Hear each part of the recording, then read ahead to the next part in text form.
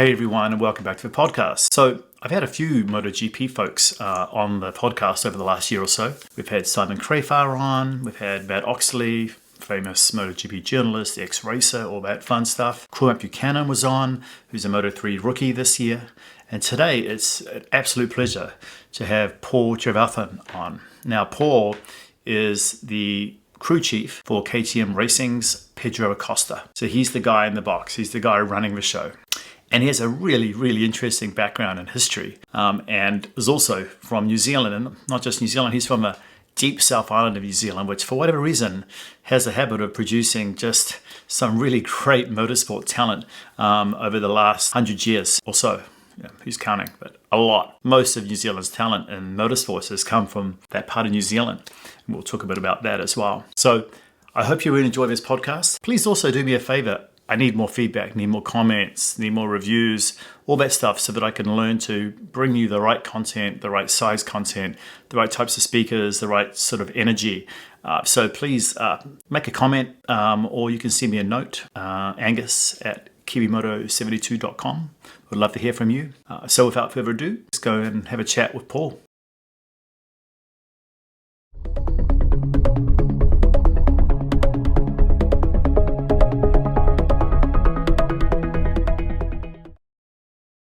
Well, good day, everyone. As I said earlier, it's awesome to have another fellow Kiwi joining me on the podcast. And today I'm really excited to welcome Paul Trevathan to the podcast. And Paul, man, what a great weekend you just had. It's a great time to be talking to you. Welcome. Tell us a bit about yourself, who you are, all that fun stuff. Yeah, welcome. Hi guys. Good to be on the podcast. It's something that we've been trying to get to do for a little time now, but we always seem to miss each other and never quite get the timing right. But anyway, we're going to have a good time this time and try to get to know you guys. Can try to get to know me a little bit better through the nice questions from Angus there, and we can see where it all leads. But as many maybe people know who are following MotoGP, I'm a crew chief for Pedro Acosta, Kiwi born, Kiwi bred. I'm from the Dunedin area, was born a little bit more south from that, from Balclutha. Was a motocross rider growing up, so went around New Zealand with my parents flat out on the back of the trailer, the bikes and stuff, and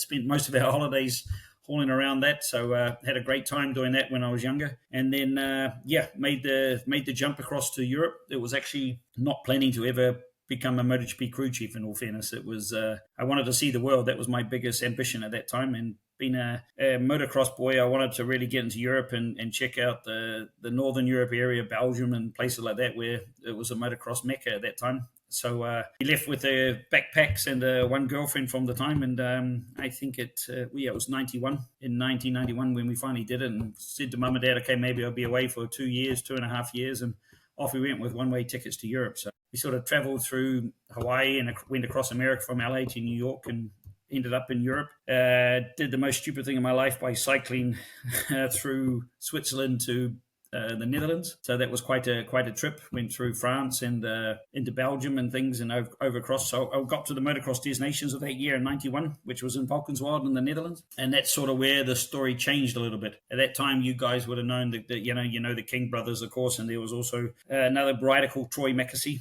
And they were riding for the New Zealand team at that stage. I think maybe Daryl Atkins was Daryl King, maybe, and Troy. And at that time, I met up with them. And, of course, we knew each other from the motocross days. And I started to help them out that weekend. And then at that time, I met another factory motocross mechanic called Graham Kent, who was a factory KTM mechanic at that time. Yeah, and then we... At that time, he was asking what I wanted to do. It was coming into the winter. And to be honest, I was thinking about picking fruit or sitting on the Greek beach, renting out jet skis or something completely different than mechanicking, of course, because I'd done my motorcycle apprenticeship in New Zealand.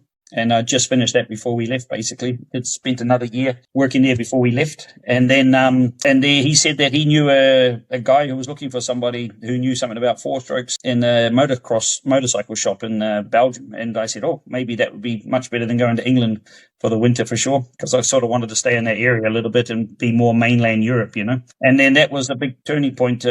I ended up meeting these guys. They looked at me. I was 21 years old, and they looked at me a bit suspicious, like, yeah. You sure you know what you can do and can't do? And I said, yeah. Look, why don't you give me a try and we see? So I ended up going back with them at the end of that event in the car. Spent the night there, and within a week they gave me an apartment and a car, so I could haul around. And so it was quite successful. And this shop turned out to be like a little motocross mecca of Northern Europe. All the top Scandinavian riders used to come down and base themselves there. There was this big car park out the back, and they had a sauna and sort of like a communal working area and cleaning area. And they had a massive workshop inside. So it was like they did everything from tuning to suspension and all sorts. So it was like I landed on my feet there really well, And then there were two crazy guys, earned black money, for good black money, I must say, paid every Saturday morning, and lived the life there through the winter, to be honest. We had a really good time. And then after that, the racing world sort of started to hone in a little bit more. I got the first offer to go to Germany to work with Bernd Eckenbach, a German motocross 250 rider at that time for the World Championship. I remember him. So I thought, okay, why not give that a go? So dragged my girlfriend off. We went again and lived in the south of Germany, just in a small village outside Stuttgart. That was a disaster. That was it was like, woof, I didn't leave New Zealand and to go around the world and spend my time in Germany. I think I was too young to understand everything there. And to be honest, me and the rider didn't particularly get on that good. He was a nice enough guy, but we just didn't click. You'd go to the south of France training and spend 12 hours in a truck, and you didn't talk to each other. It was like, so. But the parents, the family were fantastic people, and I got on good there. So I stuck it out for like 3 months, and then I said, nah, this is not what I want to do. This is not where I want to be.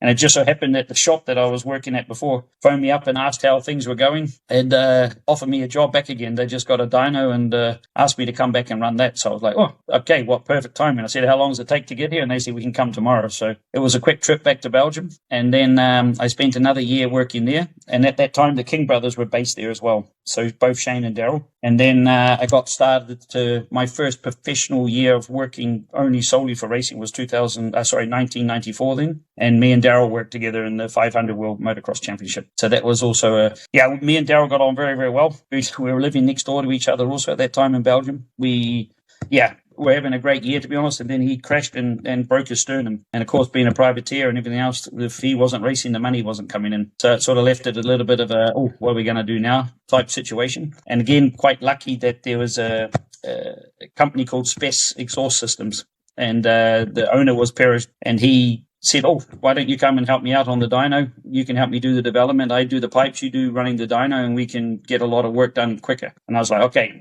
This guy was a unique character, He was the guy that used to wear sunglasses basically when he's welding, and always had the cigar sitting on the edge of his lip. Yeah. And had a hammer that had his handprint in it and shape that no one else could use, but an unbelievable sheet metal worker, and it was incredible what this guy could do with his hands, and a flat sheet of metal was fantastic, But we got on very well, and I worked there for like 3 or 4 months, I guess. And at that time, Husqvarna were looking for a guy to help them out with Johan Boonen, another motocross rider from Belgium. So I started talking to them about becoming a full-time mechanic at that stage. And it just so happened at that time we were also, Pero was doing the factory Kawasaki motocross 250 pipes and stuff for a guy called Jan de Groot from the Netherlands. And he used to come to us quite often. We were doing development together. And while this was all going on, he kept asking questions to Pero about me a little bit, and then come to the point that he said, can you come and see me also?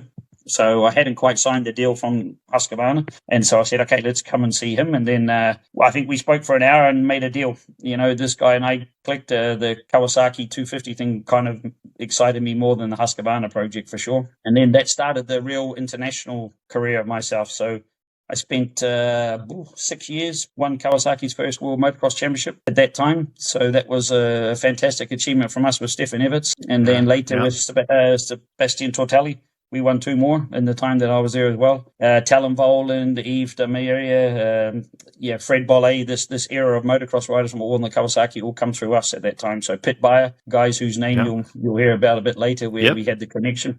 So we all worked together. Marnik Report's another fantastic character. But did that. So I started as mechanic and then ended up being the crew chief in that organization as well. But then, in the year 2000, it was a little bit like, okay, Jan and Kawasaki were talking a little bit about maybe me taking over. Jan was getting older. They were trying to sort of understand what we can do and should we do something or not. But it was a bit difficult to learn the commercial side from Jan. Jan had a lot of old school sponsors who were his friends, and it was working really good. And I was a little bit nervous about that side of it, I mean, Kawasaki supported good, but you still needed backing. So it was a bit tricky to really, especially being a Kiwi on the other side of the world, a little bit difficult to really understand. And then at that time, Kawasaki were running like a junior motocross program, so supporting teams around. And then Mike Church, who ran the Church motocross team from England and junior riders at that point, come knocking on the door and needing a team manager and basic technical manager and team manager. So I took that challenge on to go manage that team based in England, and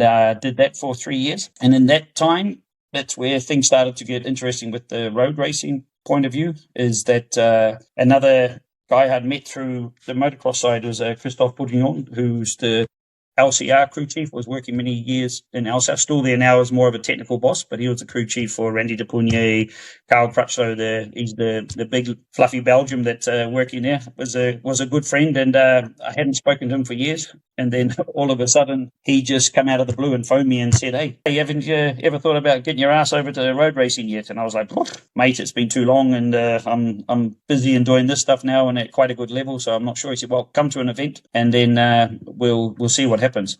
And at that stage, he was working with Peter Clifford in the WCM team when they made their first, MotoGP four-stroke project, if you like. So we were I went there 2004 in Brno was the first race. That was 2003 in Brno. And then I went there, and of course it was interesting. It was something that another level, another idea of what to do, and of course the engineering side of that was fascinating also, and the fact that they were doing their own project. There was a lot going on. There was a lot of good experienced people because it was coming from the Red Bull Yamaha days. They carried a lot of people over. So we got talking. There was an idea that they wanted me to become a crew chief. I was not really pumped on that idea. I had too much respect for the sport and the people that were there to really think about really wanting to do that. I was more keen to go in the back room a little bit and learn and understand, and then so we kept talking a little bit, and then at the end of that year they were not sure if they had the budget for 24 or not and stuff. So I was sort of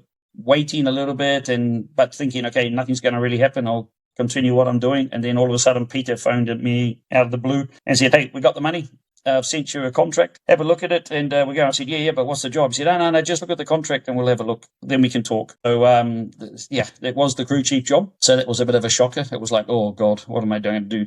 It's a great story. Yeah. So it was like, holy shit, what am I going to do now? Is it going to be this or that? And then I thought about it and thought, well, I can always come back here. It's probably a chance of a lifetime. So why don't I go and have a go at it, But the problem was we were a bit late, so we never got any testing in or anything. So I turned up at the Jerez Grand Prix, was the first one that we joined. So it was the second round of 24 and straight into racing. So that was a shock. That was a big shock. So, of course, wow. I'm sure there was some guys there who for sure were not so pumped to have a motocross guy running the team on that side of the box. The rider was Chris Burns. He also looked a bit nervous, to be honest. But, we never had dealt with carbon brakes, the amount of tyres that Dunlop were throwing at it. It was like every run was new tyres, trying to find the tyre for the weekend. The bike itself, I didn't know. The data side of it, we weren't really doing much of motocross at that point. And so it was a big wake-up call, It was like, whew.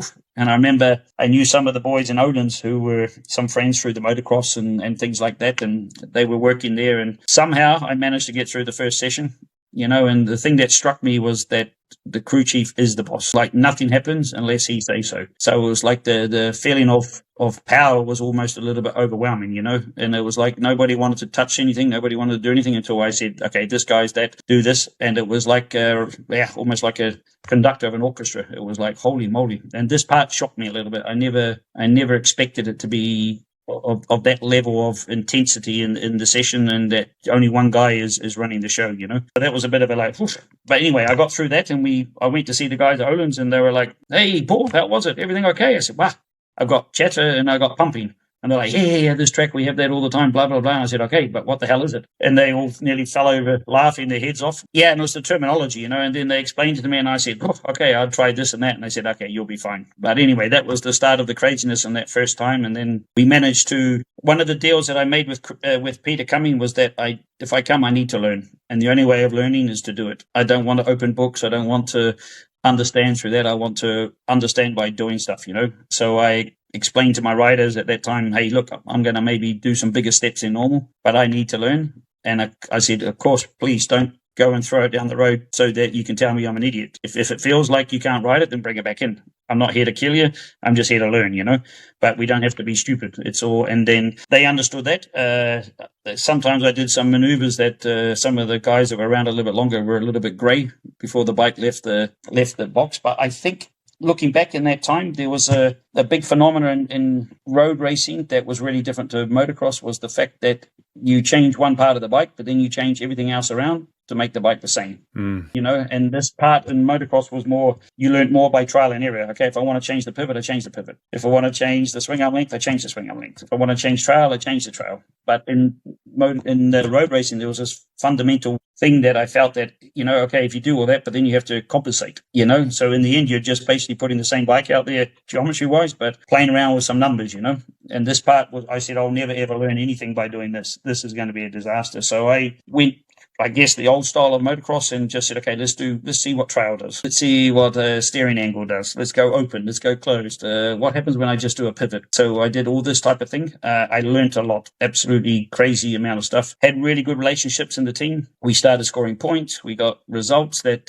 no one ever expected. Peter was a fantastic boss. He was very straight, very honest. And to be honest, maybe too honest for the world of motorsport at that time, because Peter always wanted to make sure that he had the money in the pocket before he said yes. In the motorsport, there was some of the team owners at that time were more like, yes, yes, yes. And then they got the bikes or whatever, and then they didn't pay for them. So Peter was, the good thing was that he was at least what he said he did. But of course, being that honest, he didn't survive that long as being a team manager without the backing of somebody like Red Bull. So after a couple of years, that project sort of fell through. He couldn't find the backing. There was talk with Blatter, a Czech company, and things like that, the V6 project and all that stuff. They really tried hard to keep something going, but in the end, it was impossible. I thought, okay, maybe the MotoGP time is over and we'll go and do something else. But then at that time, Ohlins come knocking. So Mats Larsen was the head of racing. We knew each other a little bit, and he come along me one day and basically said, hey, what, you got anything planned already for next year? I said, no, at the moment, we're looking like we're not going to go racing. He said, no problem. You come work with me then. So I ended up working at Ohlins then. So back with some spanners in the hands, and worked for Ohlins for 10 years. So that was another fantastic company. My task at that time was to work with Aprilia. Aprilia had sort of bought the suspension in-house. So they did a lot of, they had some great technicians working there, but they controlled everything. They bought just the product from Ohlins, and they did all the fine-tuning, the development of their own settings and things like that. But they felt that they'd gone away a little bit from from Ohlins, and they needed some partnership back again, So I got into that, and I ended up working there where I first met Gigi. Gigi was the boss of Aprilia Racing at that time. Yeah. So I worked in the 125. Gigi Dell'Egna? Yeah, Gigi Dell'Egna. Yep, exactly. Yep. Yeah, I understood straight away that he was a different character. The racing blood and the will to win was phenomenal from that guy. He pushed like hell. So I'm not surprised that he is doing what he's doing now. He had a good way of getting the best out of people, even letting you explore maybe a little bit more, even if it wasn't really wanted, if you know what I mean. If you went a little bit over the range and then kind of said sorry afterwards, but they learned something, he was super pumped about this type of openness and pushing the limits a little bit. But anyway, I worked there for 4 years, I think, with them.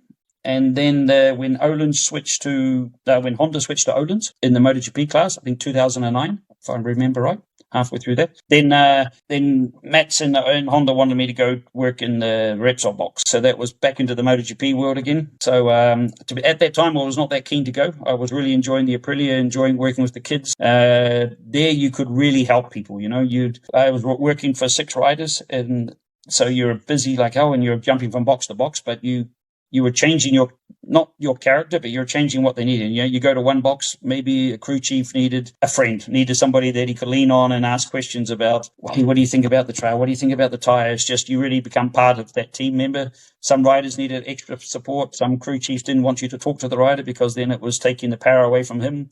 So you had to fit into all these different solutions, but it was a super way of, learning a lot and learning to deal with people. Everyone was different nationalities, different languages.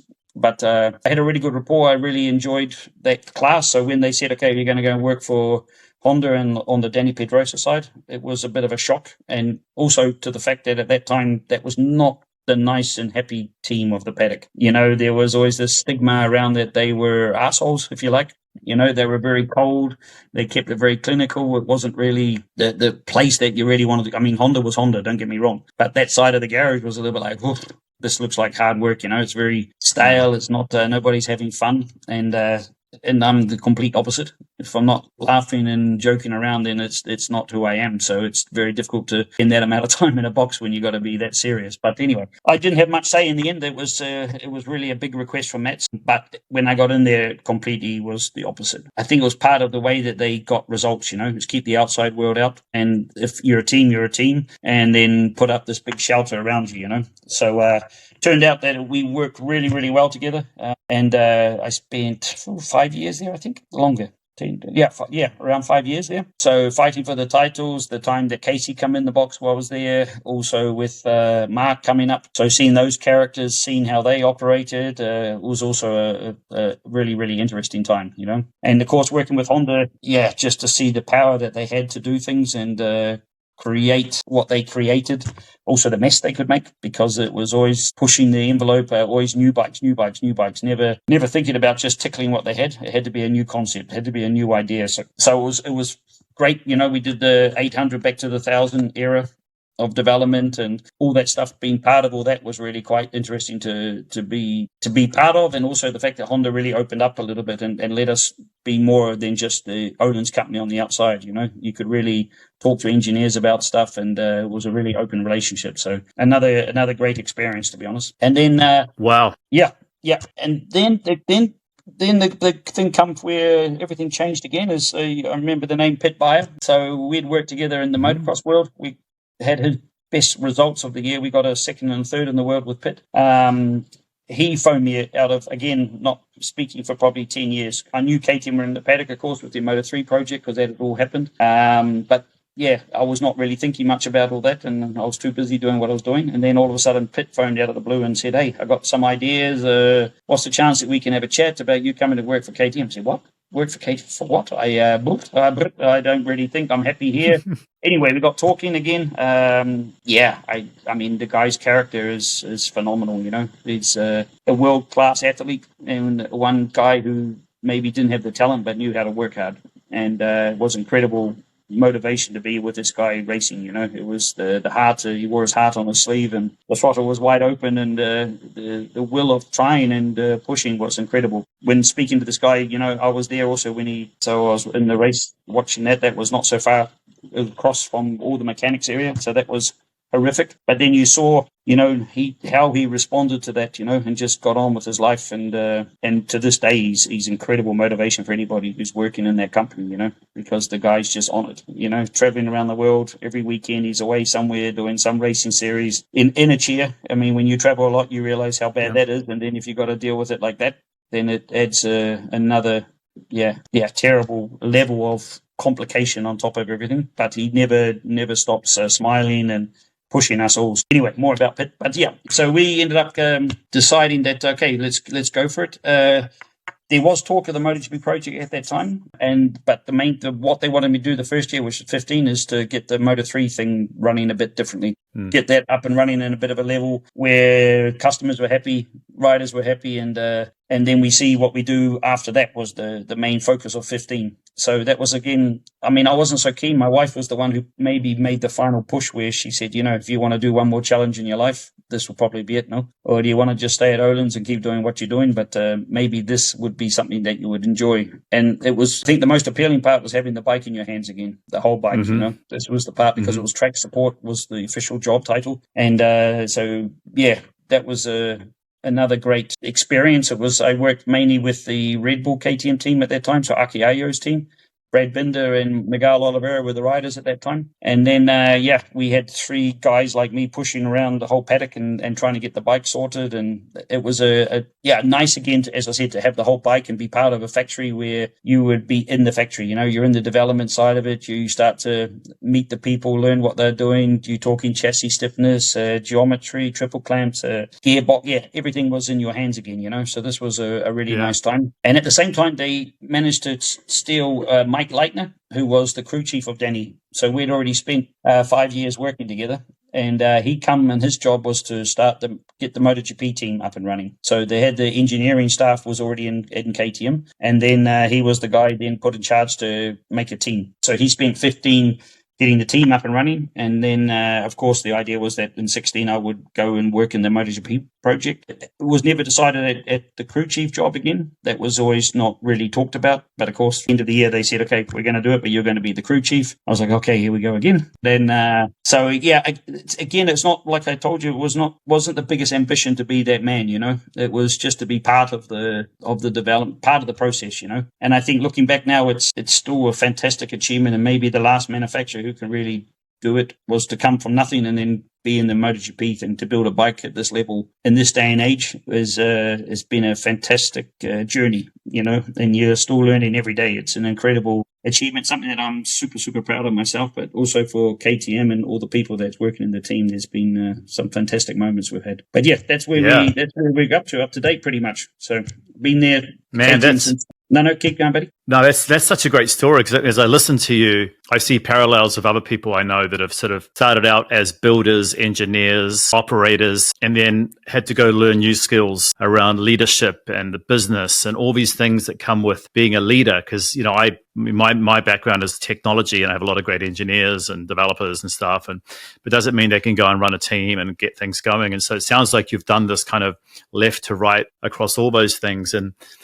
what's really interesting to me, Paul, listening to your talk, 'cause I definitely want to talk about MotoGP, is what is it about Southland? What is it about Southland, man, that I know you're part of the Otago Motorcycle Club and you come from way south, Balclutha's way south. But whether it's Jenny Holm or Cormac Buchanan, even guys like George Begg, yourself, what is it about that part of New Zealand? Obviously, Bert Munro. What is it about New Zealand, that part of New Zealand that produces freaking petrol heads like you? Yeah, it's a really good question. I mean, there's such a love for motorsport down there. You know what I mean? It's like every dealership that I went to and had somebody who was a top class racer. We had Mike McCutcheon, one of them, and I was working at, I was sponsored a little bit by the dealership that he was working in when I was racing motocross. And then you had this production 250 champion in New Zealand working on his own stuff and tinkering away, and you could sit beside him and do your bike, and he was telling you all sorts of stuff about what's going on. And then later worked in Trevor King took over the McCutcheon motorcycles, and he was a top 3 New Zealand motocross rider. So there was another one there. And then you had the Veaches, McIver and Veach, who's got a long history in racing, and not at the New Zealand Championship level. His son in the end was, but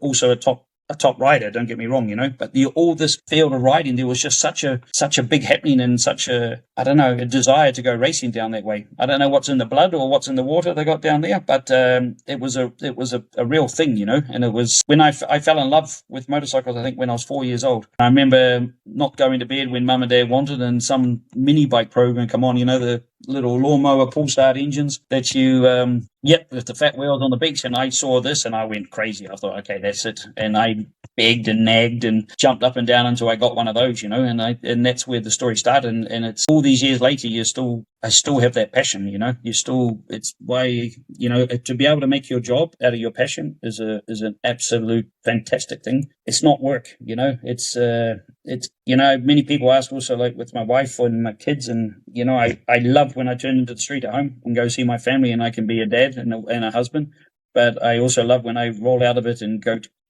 racing, and it's a fantastic, but yeah, what it is in Southland, I don't know if maybe there's not that much more to do. We're lucky we have some tracks down there. We have the land, there was a great environment of farmers who let us build tracks, all the time.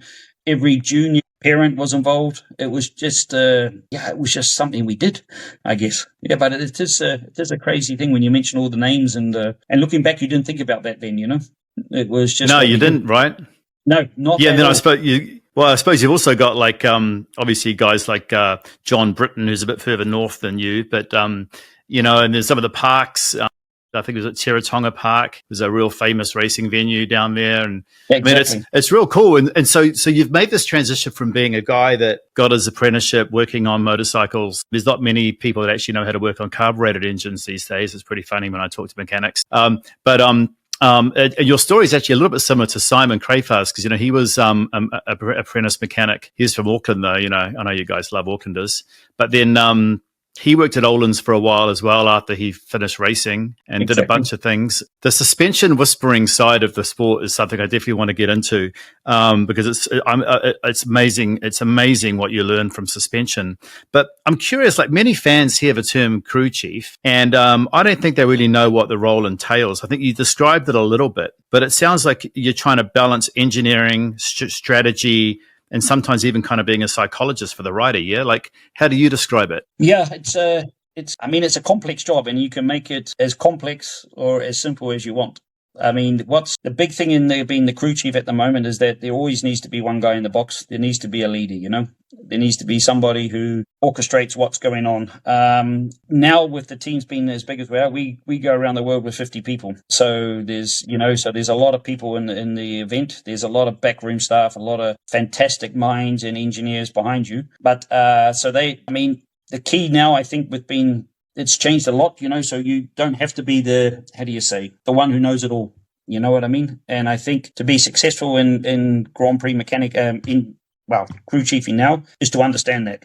There's at every point inside that garage, there's somebody better at doing one thing than you. So you'd be stupid not to take that advice and listen to it, and I really love that I give the freedom in my team of all the boys that, come on, what's your idea? Put it on the table. Show me what you got, But then you got to remember you got 20 people. So the rider stops. He has a problem. And then you got 20 people from electronics to the suspension to pure data to the chassis guys to performance engineering from the riding point of view who all want to help. But you can't change everything. So otherwise you're going to get completely lost. So then that's the job of the crew chief now to take that information somehow and understand really what the rider needs. What is the situation of the track conditions? Do we have the right tire in the bike to have that type of, do we work on strategies with the wrong set of tire? Are we looking for grip when we have a track where every time you go out, the tire degrades so much that you're not going to get the right information? So it's understanding the principles of what a motorcycle is and then understanding the situation around it and what your rider really needs.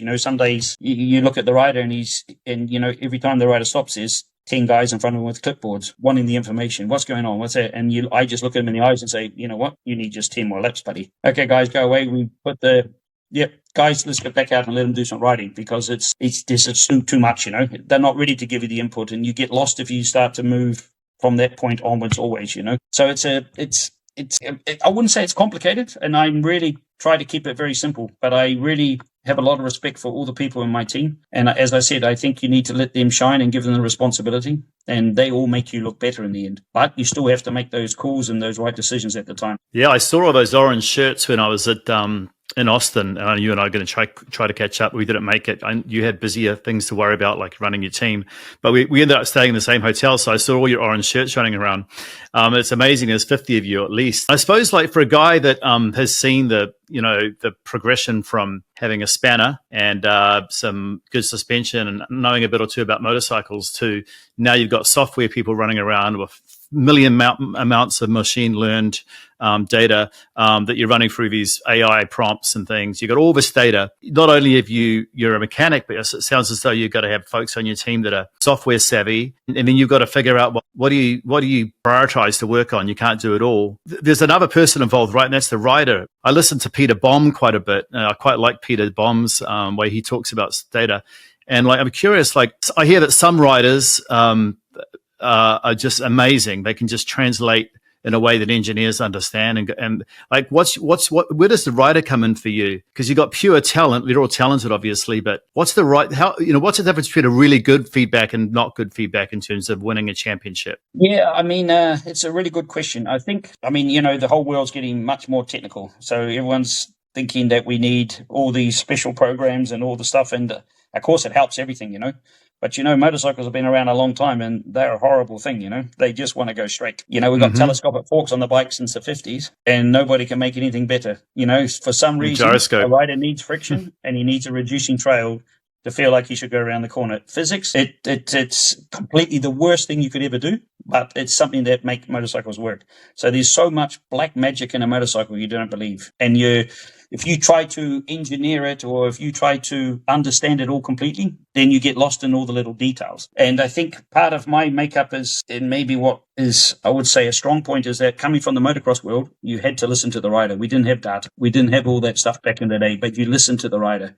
You understood you tried to ask the right question, get the right information to make educated guess on changing the bike. And also what that did is made you not be scared to change the bike. Okay, so now you have this new era where I would say possibly in the paddock, I'm the last old school guy who's come from the background we have. Most guys who are crew chiefs now have come through universities, have been a data or an electronic engineer and then climbed the ladder from that point of view. To really go from the mechanical side to that now, it's probably, I don't think anyone would think about it anymore, because everyone believes you need this and stuff. But like I say, there's so many of those good people we can have anyway that you still need. In some ways, it's quite nice to think a little bit simple, And the rider input is, for me, number one. The data happens because of the result of what the rider and the bike are doing. That's not the, the gold. That's to try to analyze its data and understand what the rider's point of view through the data is. Instead of looking at the data and saying the rider is wrong, it's got to be like this. It's more about, for me, trying to see what the rider's meaning through why he does that, why he's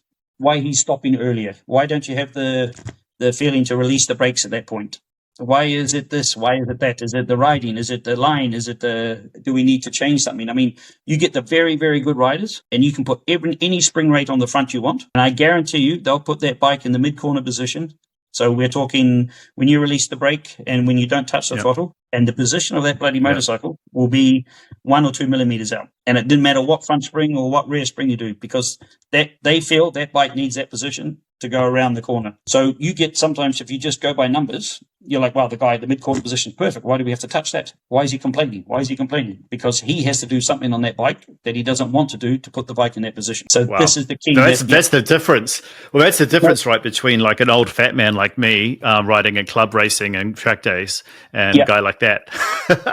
No, but it's, you know what I mean? It's incredible. The more skilled the rider, the faster they have this ability, So then for me, sometimes, and especially in the session, we have 1 hour or you have a 45-minute session. That's 3 runs, maximum 4 runs. That's not a lot of time on the track. So for me, the most important thing is to get the rider on the bike and then get the data. So we have the more data we have, the more that we can try to understand things. So many times if a rider comes in and say, Paul, I feel the front diving too quick, I won't look at the data. I'll just put a stiffer spring. Let's go.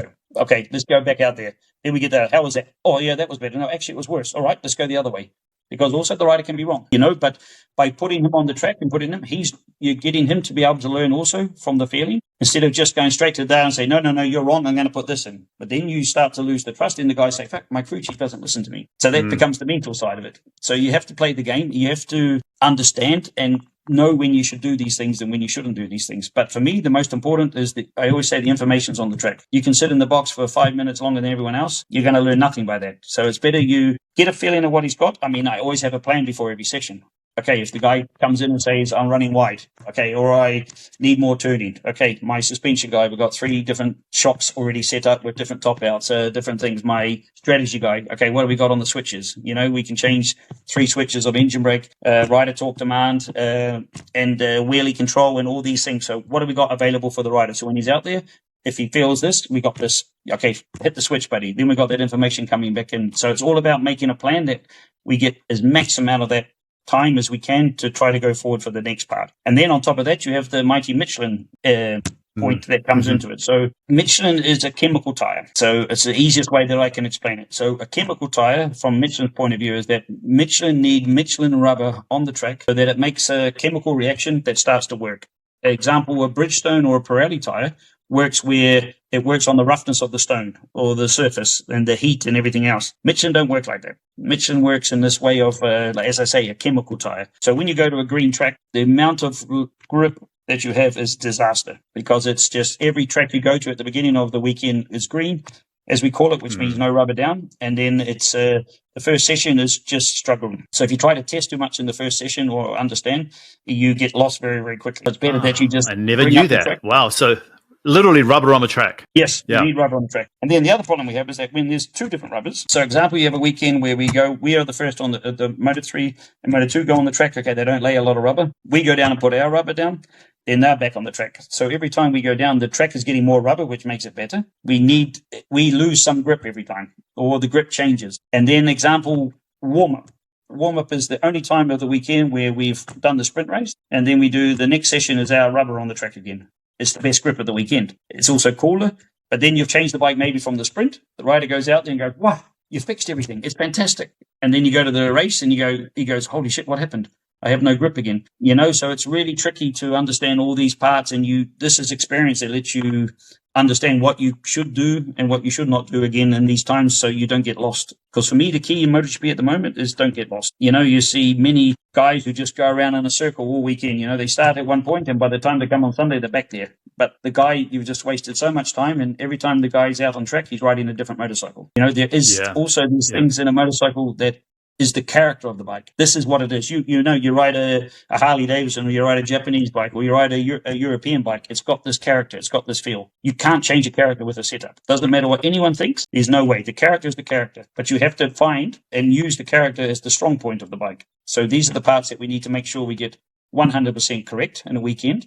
And this part, we have to make sure that we don't go too far away of or make it as worse. You know what I mean? You try to find a balance, but you have to find the strong point of that character. And also, I always try to teach my riders to don't talk to me about character in the weekend, because there's nothing in this truck and there's nothing in this garage that's going to be able to fix that. This bike, it is what it is, this character. So don't talk to me. If it's a setup or something like that, you as a rider need to understand that, oh, Paul can help me with this. I need this different position. I need somehow to turn a little bit more, or the bike's a bit heavy and change your direction. Or is there any way to find some more grip or some more pitching so I can rotate a little bit faster, so I can finish the corner a bit quicker? This stuff we can work on, but the pure character of the motorcycle, you can't. This stuff is so gold. It's gold, because I'm a total geek when it comes to riding, and obviously I'm just a track day club racer guy. But one of the things that strikes me listening to you talk, especially with your background, is you must have seen, and I want to talk about young riders, because I've had Red Bull Rookies Cup riders on the podcast. I've had up-and-coming champions, Christian Daniel, who's an American in the Red Bull Rookies Cup.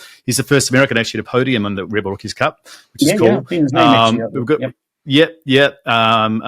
Kenzei Matsuhura, who's too young for Rookies Cup, but he's probably going to get it next year. There's a few Americans coming through.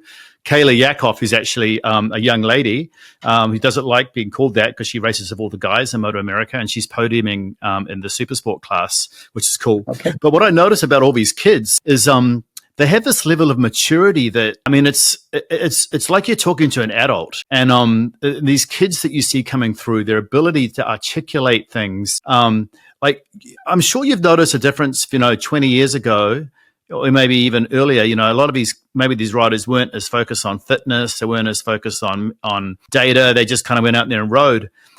Of course, I've got to talk about Pedro Acosta. I know all of these. I know all of the riders you work with are the top % of a % in the world. So it's not like you have a talent problem. This feedback cycle, you're not coaching riders on how to hit their apex, or how to you're not doing any of that shit. So how much are you allowed to talk about Pedro as a rider you're working with, and what's it like working with someone like that? And you've also got Danny Pedrosa hanging around giving cool feedback too, right? So yeah, exactly. What's that? Tell me a bit about man. He got top 10 week before last. I was like, exactly. It's the world's fastest test rider at the moment. But it's crazy. You can get goosebumps thinking about it, and when you get the chance to work with this rare talent, it's phenomenal what these guys can do. And like you say, it's been a long time since I worked with a young kid, like Pedro. I've got a daughter the same age, for example. And so when they said, okay, you're going to work with Pedro, I was like, bloody hell. And what's that, But like you said, the thing that stands out is this maturity they have. It's incredible. He's so mature for his age. And of course, he hasn't spent a lot of time at school and he hasn't done all the studying, but his world knowledge or his way of acting and understanding, I mean, he's told me also many times he's born in the wrong time. He should have been a 90s kid, should have been at 21 in the 90s. He said that era suits him so much more. He's a very, very straight man, unbelievably straight.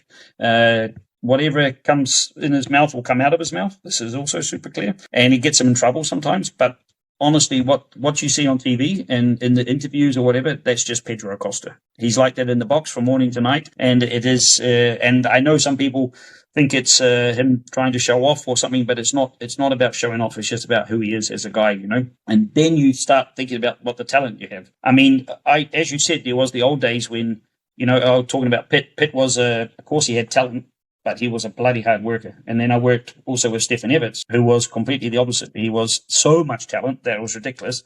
And he kind of worked. Don't get me wrong, he was not unfit, but he was not putting in the effort of the other guys. And then something changed, and then Stefan decided to train hard. He put in the effort that the other guys are putting in. And then all of a sudden, they become unbeatable, And then these other guys are just like, and their chance is gone to try to do something more to be better than those guys. So this mentality is in the sport now, and that's why I think you find the cream of the cream inside this MotoGP class now. Most of them have all been at least one-time world champion. They've all at least fought for a world champion and lost by a couple of points, and honestly, all of them, without a doubt, are fantastic. And any one on their day with the right luck and the right machine could probably even win. There's that much talent on the grid. But then you get these super ones. And I mean, the Pedro Acosta thing, the shock for me was the biggest shock that I've had with him is just his ability to take in information and then turn it around and put it on the track. If you talked about like the electronics, you talk about the ride height devices. I mean, most guys, as they come as a rookie, you put them on the MotoGP bike and they look at all the buttons and the levers and they go, holy shit, I'm not going to touch any of that all day. I'm going to worry about that in Sepang. I just need to ride the bike because they only get one day in Valencia. Pedro went out there and pushed every button within 8 laps. He started using the ride height device from the first flying lap. He started to, and you just like, and he was just so in trance looking at this thing. Okay, what's this do? Okay, what can I do with that? This. But it all went in and he just went out and he just did it. And I was just like, holy shit, and then he was like, okay, so what happens if I need more engine brake? What does more engine brake do? And then we said, okay, but we can do it also on different lean angles, the last part of the corner, entering the apex, we can make any level or any different angle you want. So we start to play, and he just took it and he was like, oh wow. I remember this time, one track, I would maybe have needed that. Would have been a fantastic tool. So he's fully into all the technology like you don't believe. And the way he can take all that information in, plus also the riding tips. I've got a fantastic guy next to me. We call it the old school data guy, but he's not really that. He's a performance engineer, I'd call him. And he sits between me and my strategy guy. And his job is just to be the policeman. So he's the policeman for the riders riding. He's the policeman for the electronics. If he sees some strategy, hey, why have I got so much engine? Why you got engine brake here? It looks like it's pushing. Binder's using this level. Why are we here? Paul, I see bloody chatter there. Why haven't you done anything about that? So he's a really good guy to, and like I say, I call him the policeman. But he's giving tips all the time about riding. And it's nice because we have 3 guys on a bench, basically, on a desk. He sits in the middle, and then Pedro always comes and sits whatever side between us. And then the videos are on. We're rewatching the videos. We're looking at the data, and it just becomes a massive team meeting. But it's constant all day long and into the nights, And but this is this guy. He's pushing everyone so hard. And the thing is, he works so hard. So he's this fantastic talent that works hard and just pushes people. And, I always have a saying when I was working with guys, if you give me 100%, I'll give you 120. But if you give me 90, I'll give you 60, because I'm only here to get the most out of everything. And I'm not going to travel around the world and leave my family behind for just somebody who's not really interested, But then you've got the problem with him where he gives 120 already. And then I'm like, I don't think I can even meet, you know what I mean? It's, but, yeah. And that's a great nugget, man. That's a great leadership nugget right there. Yeah. Yeah. But it's something that it's I don't know. He just extracts everything out of you. you wouldn't believe how much time at home you're just thinking about the bloody things, and sometimes something will pop in your mind, and then all of a sudden you're on the phone to him, and then yeah, let's do it like that, and boom, and it's just constantly, and he's the other way around, and we have a lot of contact, and stuff. Yeah, he's just pushing us all to be better, and the frustrations at the beginning of the year, maybe some people say nasty comments, but that's who he is, He got promised to have a world championship winning bike, and he rode the same bike as he did last year at the beginning of the year. So he was angry. He was angry at the country. He was angry at the world. Nobody foresaw the situation, and trust me, KTM didn't do it deliberately. But for Pedro, it was really, really hard to take, and I think for him it felt like maybe he'd been lied to, and it wasn't the case, of course, but, it was to get him back on the rails there and to understand that this year is lost and we still have to get something out of it, I think was the better way to look at it and try to do it from there. I don't believe anything I read on the internet anyway. There's just so much bullshit, or everyone bringing up rumors and stuff. Obviously, he's what some would call an alien, right? And the 1% of the 1% of the best riders. He's like the 1% of that, and I can see that, and the pressure on the bike, off the bike. One of the things I'm curious about is, I sponsored Cormac Buchanan for one of his rounds. He's a Kiwi in Moto3, as you know, and some of these kids I meet, when I'm looking at Moto3 and Moto2 is probably closest to World Superbike, maybe in some levels in terms of just the style of the bike, the weight of it and stuff. But when you look at Moto3, there's a lot of getting the slipstream is important. All these things are important, but the bigger the bike gets, physical, being physical, being fit, being mentally tough, of course, there's a lot of differences. I notice that some kids they seem a little big for a Moto3 bike, but then they get to Moto2 and they've stopped growing, but they're strong. And is it always a sure thing that a Moto3 world champion is going to be a MotoGP champion? And what are the outliers? Riders that come through and surprise you. Why do they surprise you? Let's say they do nothing in Moto3, maybe a little bit more in Moto2, but then come to MotoGP and kick ass. Do you have any insight into what the differences are there? I would say, I think what you talk about now, like the kids being bigger and everything, I think this has a lot to do with the age rule now, Before you had 14-year-old kids racing the World Championship, which was maybe a little bit crazy. So you had these small kids now. Now you got 18-year-olds. So of course they're bigger and more mature. And that's a difference that we feel in the paddock also. But the question, I think, put it this way, you got a child who goes to school, but before he goes to school, he's got parents who are pushing the kid. So the kid can already read when he goes to school. He can already count, do calculations or whatever. He's fully advanced, and they sell him off as being a super talent, And I think, but then after a year or two, everyone catches up because the normal system then just comes back in place, Then if somebody is really good and really talented naturally, they will start to shine, and the other person will plateau. And I think what happens now with some of these cups and some of the countries and around the world, you get these guys who have had a more chance. They've had a better upbringing into the sport. They've been pushed harder. They've had the better machinery. They've had more chances. And then you get the ones sometimes who haven't had that, so they take longer to get to that plateau, So it is really hard, as you said, to know when you're taking on these kids, can they really do it or not? And I would say to go MotoGP now, there's a certain level of intelligence that perhaps the rider needs as well. He needs to understand all these things about tire management, about working with the electronics, working with the team, working with different nationalities, because you can't just have your little family friend team as you go through the ladder, So it's really important that the kid keeps growing. He keeps learning things and becoming broader in his mind and stuff like that. So it's, I think some people generally suit bigger bikes also. They suit a bike that slides. Speaking with Pedro, he much more preferred Moto3 than Moto2. Moto3, because it's still it is a prototype. It has this stiff racing feel to it. It feels like a race bike.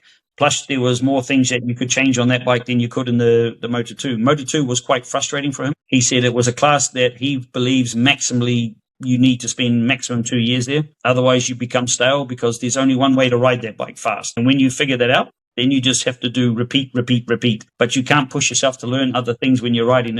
He said it's quite frustrating, and it feels more like a production class, like you said about Supersport. The chassis is weak, it's soft, it's not giving that input that a racing bike. So the first thing when he come off the MotoGP bike, when he come in, he turned, with a smile on his face like anything, and he just said, "Wow, it's a racing bike again." This input that they have, the stiffness so it's a tricky question, but I really believe it's a lot of that stuff. How how parents push and maybe have the money to pay for better training and stuff like that. So some of that, what we believe is natural talent, turns out to be not so natural talent. It's just been hard work at that early age and maybe given the right opportunities. So then it fades away when they hit the Moto2. Yeah. Well, thank you for giving us some insight there, because I think there's so many things that you probably just, as part of your job, you just maybe, I'm not saying you take it for granted, but there's just so much stuff inside your head that I know I'm learning a lot. As we sort of close out, because I know you don't have a lot of time, I want to ask you a bit about the US situation, American racing. I don't know how close you are to it, but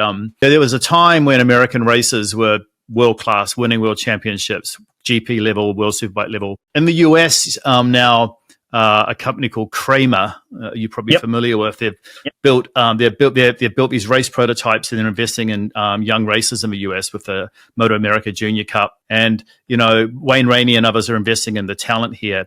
And you talked about your dirt bike background and motocross background. A lot of the kids from that era, Wayne Rainey's era, came up through flat track, and they just seem to have this immediate ability to ride a motorcycle, and I'm curious, how close are you to the US scene, Moto America scene, and what do you think's happened? Because I feel like America's kind of dropped off the planet when it comes to like producing world-class riders. I mean, we have a few, but we don't have that many at your level.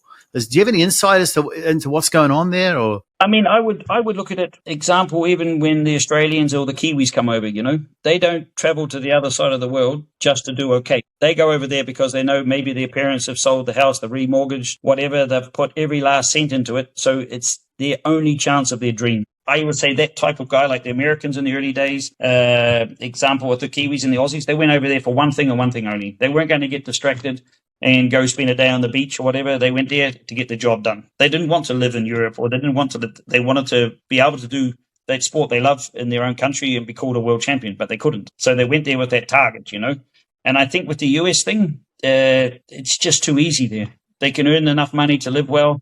They don't have this ambition. What is the world in America now? They think the world is there many times. When you go into a bar or you talk about it, they don't really. What's happening outside of America is not important enough anymore. But in those days, to be called a world champion really, really meant something. And to do that, you had to go across the other side of the world and fight, go through different languages. Eat different foods. The border controls in those days was crazy. You'd spend 2 or 3 hours just parked up in queues trying to get through the borders and stuff. It was tough. It was super, super hard. But these guys really wanted to be a world champion. And I think you still have it, like hopefully Cormac and all those guys have that same thing, And I guess it was the same even as the mechanics, We went there because we really, really wanted to go and be in the world championship motorcycle racing. So you gave everything, And if you sitting in Europe and you're an Englishman and you're like, to be honest, that sounds like a hard work. How many hours a day? Oh, no. I would sooner be here. And, and also become too easy, because it wasn't such a big thing because it was easy enough to do. But I think this, for me, is what's happened a lot in America is just everything's so professional there. Any sport they make instantly professional. They sell it as this is the best of the world, and they get the money and they get the sport. And I don't mean it in any disrespect to any of the riders or anything like that, but it is. I see it like that, And there's no need to be a world champion there anymore. There's no need to go across the world and fight and make it difficult for yourself when you can just live at home easy. And mate, what are you talking about? The World Series of baseball. Only Americans play it, but they call themselves the world champions, man. Yeah, exactly. I mean, it's sad. Huh? We're laughing, but it is quite sad also. But there's a little bit of a frustrating it's thing. interesting. Yep.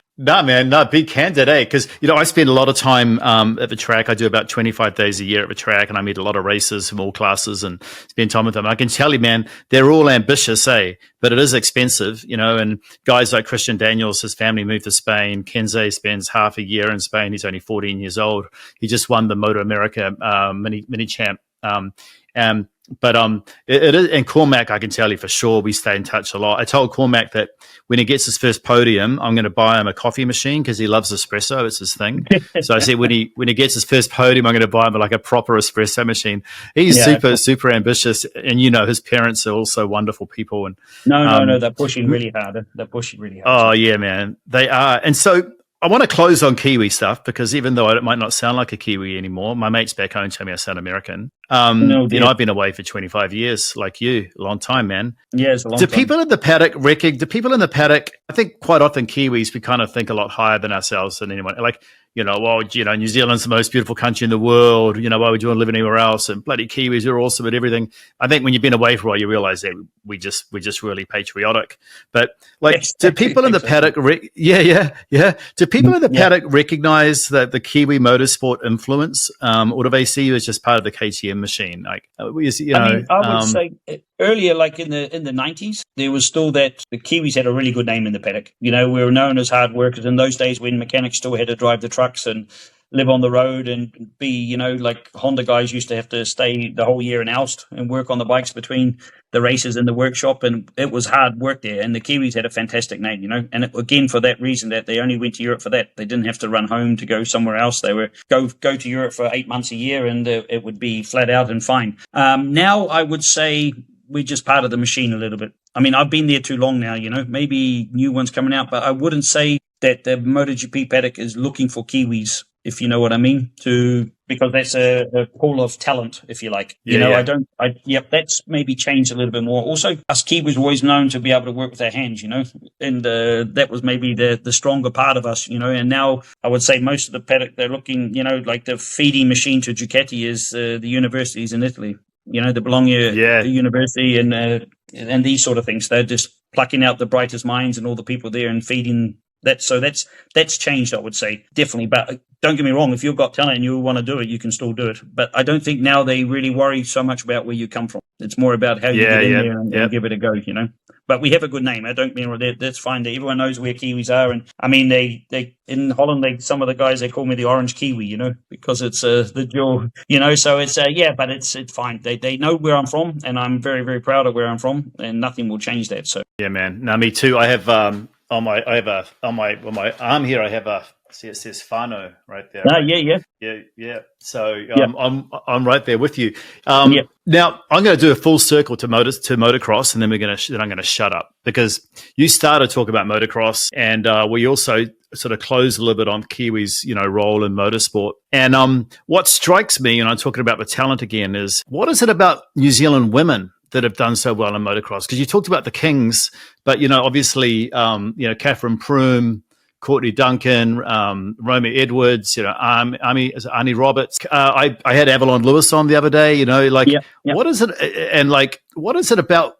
I mean, the whole, I don't want to get too much into the female topic because I don't want to piss people off, but I definitely want to see more women riding at a high level, right? So you've got the FIM thing going on.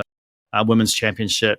You got to go check out Kayla Yakov if you haven't already. She is phenomenal talent. Like, I think she could be the first woman to actually ride at the World Supersport bike level. But what is it about women in motocross, man? Like the Kiwi girls, they just seem to be kicking ass. Why can't we get more Kiwi men kicking ass in road racing?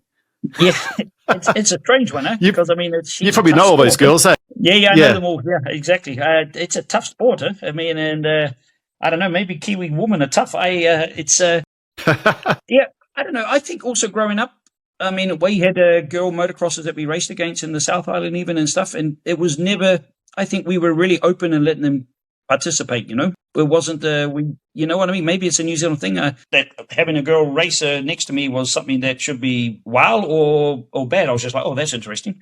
There's a girl racing today, you know? But it was never, you know, many countries or many things they talk about women's rights and blah, blah, blah. But I think the Kiwis we were not that bad in our day at you know, separating the boys and the girls, if you like, you know. I think my personal opinion, like growing up in New Zealand in those times and that, I never really felt that we were discriminating anything. And if you wanted to have a crack, you have a crack at it. Maybe the good old Kiwi way of that, you know. And then, like I said, in the south where we were, where Courtney's from, that area there was such a big motocross thing going on, you know, with the clubs, and it was such a social thing. And I guess they get involved, or maybe, she knew somebody who did it, and then all of a sudden it was easy. But it is strange. But the problem is it's world talent. It's not that you're just riding a motorcycle. It's actually really world talent. So it's crazy. It is crazy. It's a good question. Hard to answer. Yeah, man. Well, for the listeners that are wondering why I'm talking about this, Courtney Duncan won 4 world championships in motocross, and then Catherine Prume won 2.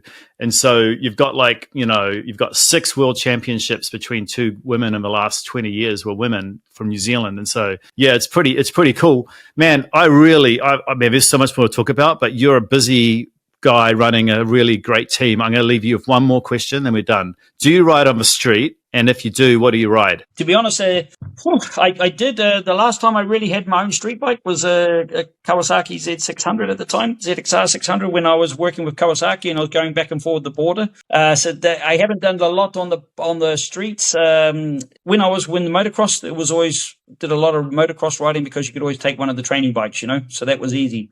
And it was a nice story. When I went road racing, we were just so busy and you're doing nothing. And then one time, Miguel Oliveira, we're in Portugal, and said, "Hey, let's go for a ride," And I think it'd been 6 or 7 years that I'd not been on a bike. We went enduro riding. He organised a fantastic enduro ride for 170k through the Portugal. I honestly, that day was just reminded me so much more about why you fell in love with bike. It was a crazy. Yeah, to be honest, I really like the 990, the new one that's coming out from KTM. This thing I've seen a bit, and maybe I would throw my leg over that if I had a chance. Yeah, man. Oh, yeah. No, I'm definitely eyeing up that as well, and the 1390 Super Duke. Yeah. Yep. Yeah.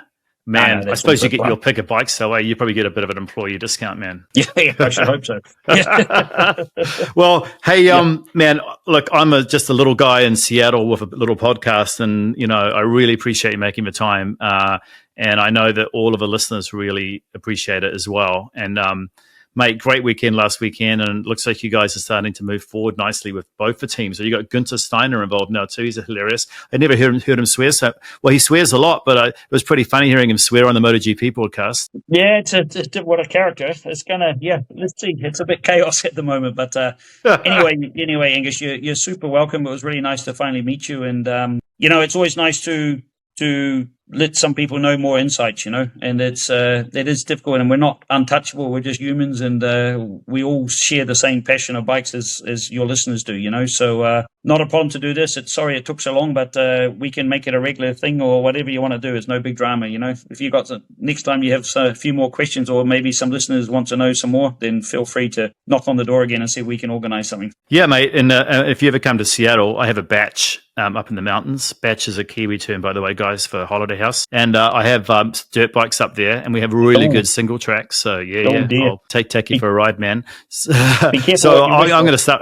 No, mate. I keep offering everyone to come up, and I've got a few track bikes you can take out as well on our little tracks that we have here. We have a Moto America track that I ride at. It's pretty small by your standards, but yeah. The Ridge Motorsport Park. There's really only 2 tracks in the US that are at MotoGP level now. That's Austin, obviously, and maybe Laguna. But I've ridden Laguna, but that's probably too small now for your bikes. But yeah, you're going to say something. Yeah, no, they're talking about that new place that the guy from Trackhouse is making, no? Or got something involved by Charlotte there, or something like that, or shit, I don't know about that. You might have some. Oh, yeah, you must have some. Yeah, insight. There's something new. Apparently, I saw some design, and there was something going on, and they were pushing quite hard to build a complex out there somewhere. Oh, that would be sweet. Yeah, that would be sweet. Yeah, I think the video. I'm going to have to look that up. Yeah, the video I sent you, of course, I was on the good old small inline 4 ZX4RR Kawasaki. I know you're an old Kawasaki guy. It was pretty funny running a 400cc inline 4.